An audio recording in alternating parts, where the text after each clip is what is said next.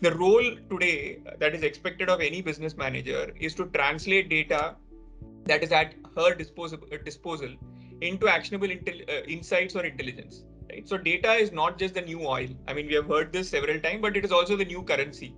It is probably the only language that businesses will understand in the future, and all of us should be able to speak that language going forward. If we are not doing that already, so every company today also has an IT organization where most companies don't get it right, is to decouple the I and the T, right? Which is information and technology has to be decoupled and it has to be managed as assets.